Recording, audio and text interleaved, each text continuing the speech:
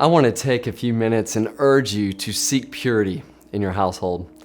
The Apostle Paul once wrote in Ephesians 5:3, "Among you there must not be even a hint of sexual immorality or of any kind of impurity or of greed, because these are improper for God's holy people." There are many forms of sexual immorality and impurity around us, but there's one form of sexual immorality that I see destroying many, many homes: pornography. I know this firsthand. When I was in middle school, the internet was just being introduced out in the country, and with it came my exposure to pornography.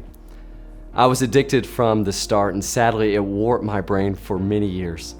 Instead of seeing women as God's masterpieces, I learned to see them as objects for my own gratification. For many years, I battled the addiction. However, thankfully, by God's grace, I've been delivered from bondage. Looking back, I wish my parents would have been more aware of my struggles.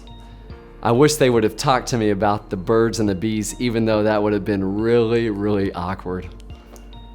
If nothing else, I wish they would have monitored or blocked my outlet to this impurity, even if I would have hated it or fought it.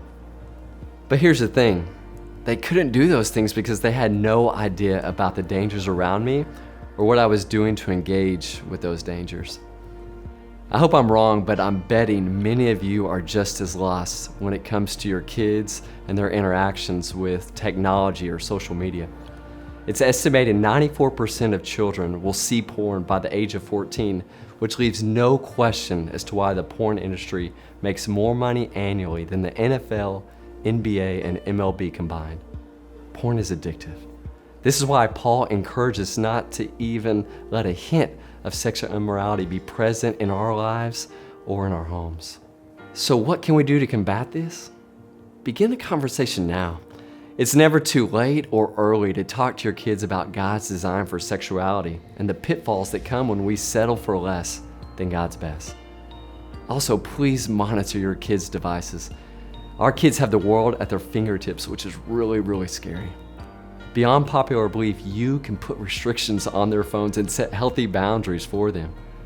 Lastly, if addiction is an issue in your home, please go to thefreedomfight.org. They have a ton of free resources for you. God has set us apart as believers to experience life to the full. Don't let a hint of immorality rob you or your family of God's full abundance.